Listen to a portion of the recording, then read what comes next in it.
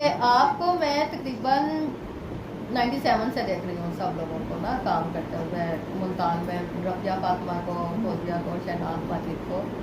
تو آپ سب ہم میں سے ہیں، ہم آپ سے ہیں. اور میرا خیال ہے کہ جہاں آپ سب کام کرتے ہیں نا وہاں آپ کو میڈیا کی ضرورت نہیں ہے، کیونکہ آپ کو پتہ ہے کہ اللہ دیکھ رہا ہے آپ کا کام اور کاؤنٹ ہو رہا ہے.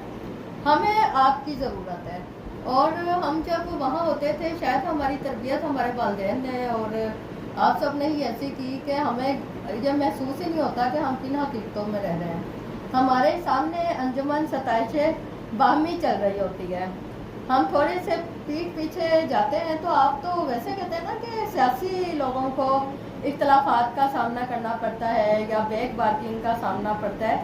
تو ہمارے یہاں تربیت کا اس قدر فقدان ہے کہ جیسے ہم سب بیٹھے ہیں تو ہم سب آپ سے ایسے کر کے منہ ملیں گے، سارا کچھ وہ کریں گے کہ ہم بہت اچھے ہیں، آپ بہت اچھے ہیں. تو جیسے ہی ہم بیک پیچھے کرتے ہیں تو ہمیں پتہ چلتا ہے کہ کیسی کیسی بارکنگ ہوتی ہے، کیسی کیسی باتیں ہوتی ہیں، کیسی فسادن عورتیں ہیں ہم سب. تو اس حوالے سے بھی میں چاہتی ہوں کہ آپ نے ہمارا گروپ بنایا ہوا ہے، اس میں بھی آپ ہماری ایک کردار سازی کے لیے روزانہ کا ایسا میسج کر دیا کریں کہ ہم تو ایک دوسرے کو نہیں کہہ سکتے کہ ہمارا پیچھا چھوڑو.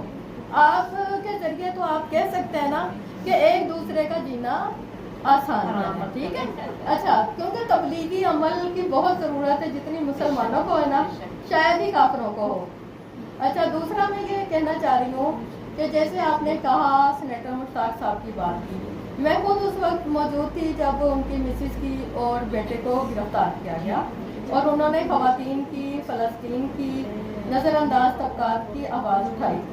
آپ نے کہا کہ ہم ساتھ ہوتے ہیں، لیکن ایک پریس کانفرنس بھی ہونی چاہیے کہ سینیٹر مشتاق صاحب کو گرفتار کیا گیا ہے اور ہم ساتھ ہیں، تاکہ جو ریومرز ہیں نا وہ نہ پھیلیں. بہت شکریہ. اچھا، اس میں یہ ہے کہ ایک ہمارا چل رہا ہے سلسلہ اینکرز کے ساتھ اور صحافیوں کے ساتھ. اگر آپ لوگ بھی کوئی ایسا پروگرام ویکلی دن میں یا رات میں زوم پر بھی رکھتے ہیں اور آپ آئیں تو کوئی 15-20 منٹ کا، آدھے گھنٹے کا ہو، وہ زیادہ مؤثر ہوگا. میسج تو آپ کو انشاءاللہ اس پر ضرور عمل ہوگا.